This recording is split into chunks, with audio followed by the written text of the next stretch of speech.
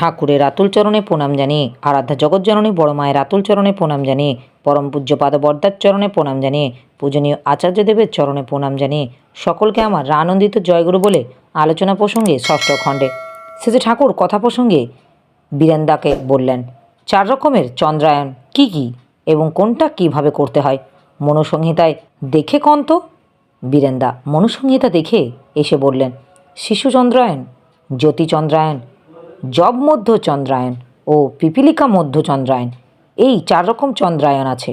শিশু চন্দ্রায়নে সকালে 4 গ্রাস ও সন্ধ্যায় 4 গ্রাস হবিষান্ন করতে হয়, আর জ্যোতি চন্দ্রায়নে 1 মাস দুপুরে 8 গ্রাস করে খেতে হয়।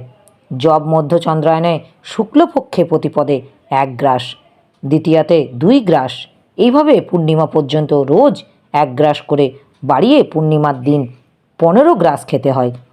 তারপর কৃষ্ণপক্ষের প্রতিপদ থেকে চতুর্দশী পর্যন্ত রোজ 1 গ্রাস করে কমিয়ে অমাবস্যার দিন উপবাস করতে হয়।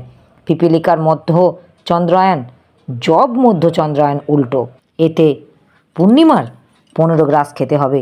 তারপর কৃষ্ণ প্রতিপদ থেকে কৃষ্ণ চতুর্দশী পর্যন্ত প্রতিদিন 1 গ্রাস করে কমিয়ে অমাবস্যাতে উপবাস করতে হবে এবং শুক্ল প্রতিপদ থেকে পূর্ণিমা পর্যন্ত প্রতিদিন 1 গ্রাস করে বাড়িয়ে পূর্ণিমাতে 15 গ্রাস খেতে হবে।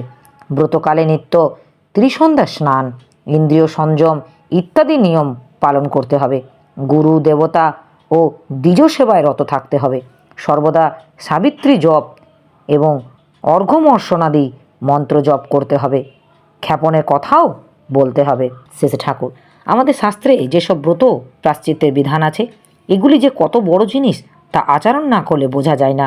দণ্ডের ভিতর দিয়ে অপরাধী চরিত্রের পরিবর্তন কমই হয়, কিন্তু অনুতপ্ত হয়ে কেউ যদি ব্রত প্রায়শ্চিত্ত বিধিমাপক করে, তাতে যে তার শরীর মনের উন্নতি হবে, পবিত্রতা লাভ হবে, সে বিষয়ে কোনো সন্দেহ নাই। কর্মফল কেউই এড়াতে পারে না, কিন্তু প্রায়শ্চিত্তাদি ঠিক মতো করলে তার অনেকখানি খণ্ডন হয়। প্রায়শ্চিত্ত মানে পুনরায় চিত্তে গমন, অর্থাৎ যে প্রবৃত্তি প্ররোচনা যে অপরাধ করা হয়, নিরোখ পরখ ও আত্মশুদ্ধির ভিতর দিয়ে তার নিরসন করা। প্রায়শ্চিত্তে সফল হওয়ার সাক্ষ্য হচ্ছে পাপ বা অপরাধের আচরণ হতে চিরতরে নিবৃত্ত হওয়া। এই সংকল্পটা জেগে ওঠা চাই, মনটা ভারমুক্ত হওয়া চাই, শুভকর্মের অনুষ্ঠানে রতি জমানো চাই, আত্মপ্রসাদ লাভ করা চাই। এগুলি হচ্ছে ব্রত প্রায়শ্চিত্তের অনুভবযোগ্য ফল। প্রমোদদা, আপনি বললেন দণ্ডে মানুষের চরিত্রে পরিবর্তন হয় না, কিন্তু দণ্ডের বিধান যদি সমাজে ও রাষ্ট্রে না থাকে, তাহলে তো দুর্বৃত্তেরাও প্রশ্রয় পেয়ে যায়। শেষে ঠাকুর, দণ্ডের বিধান না থাকলে তা প্রয়োগ করতে জানা চাই। দণ্ডের লক্ষ্য হবে সংশোধন, যাদের সংশোধন হবার নয় তাদের সম্বন্ধে এমন ব্যবস্থা করতে হবে যাতে তারা সমাজের ক্ষতি করতে না পারে। শুধু রাষ্ট্রীয় শাসন থাকলেই হয় না, সামাজিক শাসনেরও প্রয়োজন আছে। আগে কেউ কোনো অশাস্ত্রীয় ও সমাজ স্বার্থের বিরোধী কাজ করলে সমাজপতিরা তাকে বোঝাতে চেষ্টা করতেন, তাও যদি না বুঝতো তখন তাকে একঘরে করতেন, পুরোহিত ধোপা নাপিত বন্ধ করে দিতেন। এই সামাজিক শাসনের কিন্তু বিশেষ মূল্য আছে। পরিবেশের কাছে কেউই হেয় বা ঘৃণার পাত্র হয়ে থাকতে চায় না। অসৎ নিরোধ সম্বন্ধে প্রত্যেকটি ব্যক্তির সচেতন ও সজাগ হওয়া দরকার। প্রত্যেকটি লোকই যদি বিধিমাফক অসৎ নিরোধে তৎপর হয়, তাহলে পাপ ও দুর্নীতি প্রবল হবার সুযোগ পায় না। ধরেন আপনার সামনে একজন ধর্ম ও কৃষ্টি বিরোধী আলোচনা বা আচরণ করছে। ধর্ম মানে অস্তিত্বের ধিতি পরিচর্যা, তার মানে সত্তার ধিতি পরিচর্যা। সত্তা যাতে ধারণ পালন পোষণ এবং সমন্বিত হয়ে ওঠে, তার পরিচর্যা। কেউ তার পরিপন্থা হলেও আপনি যদি সেখানে চুপ করে থাকেন, তাহলে কিন্তু আপনি নিজেরই ক্ষতি করলেন, তারও ক্ষতি করলেন এবং সমাজেরও ক্ষতি করলেন। খারাপ জিনিসের প্রতিরোধ না করলে পরোক্ষতা বাড়িয়ে তোলা হয় এবং বাড়তে বাড়তে তার শক্তি সঞ্চয় করে বিপুল আকার ধারণ করে স্বপরিবেশ আমাদের অস্তিত্বকে বিপন্ন করে তোলে। তখন আফসোস করি, অন্যকে দোষারোপ করি, অদৃষ্টের দোহাই দিই, কিন্তু সেই অদৃষ্ট আমাদের নিজের হাতেই গড়া। প্রমোদদা, পরিবেশের বেশিরভাগ লোক যদি অসৎ চরণে অভ্যস্ত হয়, সেখানে 2-4 জন লোক অসৎ নিরোধ করে কি করতে পারে? অসৎ নিরোধ করতে গিয়ে তাদেরই তো নিশ্চিহ্ন হয়ে যাবার সম্ভাবনা। শেষে ঠাকুর, ব্যষ্টি নিয়েই সমষ্টি, তাই ব্যষ্টিকে ধরেই এগোতে হয়। নিজেদের আদর্শনিষ্ঠ আচারবান ও যাজনমুখর হতে হয়, আর অন্যকেও করে তুলতে হয় তেমনতর যাদের সেই মেকাদার আছে, এইভাবে চারাই, শুধু ভুল ধরিয়ে দিলেই হবে না, ঠিক পথ বাতলে দিতে হবে। সেই পথেই তা হাতে কলমে করিয়ে দেখিয়ে দিতে হবে। তাও মানুষ বারবার ভুল করে, বারবার বিপথে যাবে, কিন্তু তাতে অধৈর্য হলে চলবে না। লোকের পেছনে লেগে থাকতে হবে, অতন্দ্র শাসন তোষণ সেবা সম্বোধনা ভিতর দিয়ে তাদিকে বর্তনে ব্রতী করে তুলতে হবে। ভালোবাসলে যা মানুষ করে, আপনি কি আপনার ছেলেটাকে বয়ে যেতে দেন? বিপথে গেলে প্রাণপণে ফেরাতে চেষ্টা করেন, সেটা যে আপনার দায়। ওই দায়বোধ না থাকলে এ কাজ করতে পারবেন না। আমার চারিদিকে হতাশার যথেষ্ট কারণ আছে, কিন্তু হতাশ হতে আমি পারি না। ভাবি গায়ে গু মাখলে তো জমে ছাড়বে না। আমার যা করণীয় তা আমাকে করতেই হবে। আপনাদের প্রত্যেককেই নিয়েই আমি। আপনারা কষ্টে পড়লে আমি তা থেকে বাদ পড়ব না, তাই নিজে গরজেই জ্ঞান বুদ্ধি মতন করে লেগে থাকি।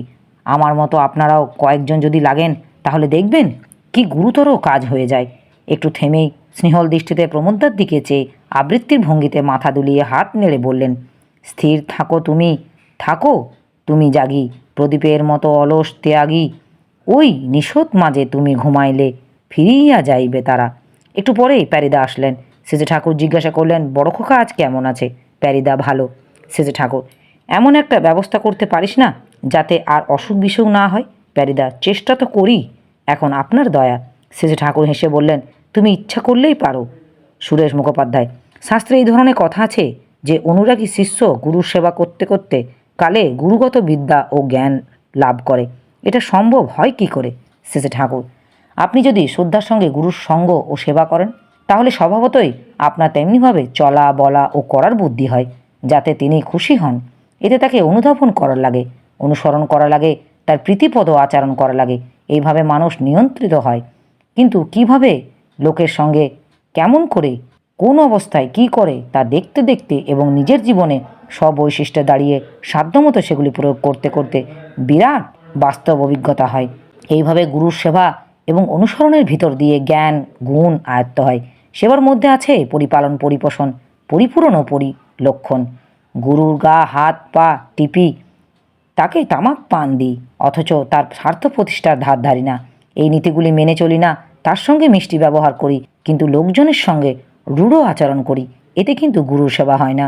গুরুকে, গুরুর নীতিবিধিকে যে পরিপালন, পরিপোষণ, পরিপূরণ ও পরিবক্ষণ করে চলে, সেই গুরুর সেবক। গুরু যাকে যে বিষয়ে নির্দেশ বা দায়িত্ব দেন, সেটা নিখুঁতভাবে পালন করা গুরু সেবার অন্তর্গত। এটা করতে গিয়ে অনেকে সংঘাত অতিক্রম করা লাগে। এতে নিজেকেও চেনা যায়, অভিজ্ঞতাও বাড়ে। একটা মানুষ নিজের খুশি মতো যতদিন চলে, সে যতই ভালো মন্দ করুক, তার জেল্লা যতই থাক বা না থাক, তার বৃত্তির গায়ে হাত পড়ে কিন্তু কমই। বৃত্তির গায়ে হাত পড়া তো দূরের কথা, বৃত্তিকে বৃত্তি বলে চিনতে পারে না ভালো করে। তাই যতই হোমরা চোমরা হোক, আত্মনিয়ন্ত্রণ জ্ঞান হয় না। আর ওই জ্ঞান বাদ দিয়ে সব জ্ঞান ফাঁকা। তাই আদত জ্ঞান লাভ করতে গেলে গুরুর আশ্রয় নেওয়াই লাগে। আশ্রয়ের মধ্যে আছে শ্রী অর্থাৎ সেবা, আর গুরু মানে সদ্গুরু। ইতিমধ্যেই ঝাঁঝের আঁধার ঘনিয়ে এসেছে, আশ্রমের চতুর্দিকে আলো জ্বলে উঠেছে, মাতৃমন্দিরে কাঁসার ঘণ্টা বেজে চলেছে। শেষে ঠাকুর কিছু সময় আপনাতেই আপনি মগ্ন হয়ে বসে আছেন। শশধরদা জিজ্ঞাসা করলেন, ঠাকুর, শোনা যায় অজ্ঞাত কুলশীল কাউকে স্থান দেওয়া উচিত নয়, আবার অতিথিকে দেবতাকে নিয়ে যত্ন করার কথা আছে। এখন এই দুটো নীতি একই সঙ্গে পালন করা যায় কীভাবে? শ্রী ঠাকুর, অতিথিকে সেবা যত্ন ও সমাদর করা গৃহস্থের অবশ্যই কর্তব্য। অতিথিকে প্রত্যাখ্যান না করাই বিধি। বাড়িতে সবার খাওয়া দাওয়া হয়ে যাবার পর যদি অতিথি আসে, তখনও তাকে পরিতোষ সহকারে খাওয়া দাওয়ার ব্যবস্থা করতে হবে। অতিথিকে কখনো উপবাসী রাখতে নেই। যথাসময়ে আসলে আগে অতিথিকে খাইয়ে তারপর নিজেরা খেতে হবে। অতিথি সৎকারের সময় বর্ণ বৈশিষ্ট্য অক্ষুণ্ণ রেখে যার যেভাবে অন্নপানেদের ব্যবস্থা করার তাই করতে হবে। অতিথি তোমার বাড়িতে এসে যেন নিজের বাড়িতে এসেছে বলে বোধ করতে পারে। অপরিচিত কোনো লোক অতিথি হিসাবে আসলে তার বাসস্থান ও কুলশীল ইত্যাদি সম্বন্ধে যথাসম্ভব অবগত হওয়া প্রয়োজন। তার চাল চলন, আচার ব্যবহার, কথাবার্তা ভালোভাবে লক্ষ্য করতে হয়। এতে লোকটির ধরন কিছুটা টের পাওয়া যায়। তাছাড়া অজ্ঞাত কুলশীল কাউকে আশ্রয় দেবার সেবা যত্ন করলে এতটুকু সতর্কতা অবলম্বন করা প্রয়োজন, যাতে সে কোনো ক্ষতি করতে না পারে।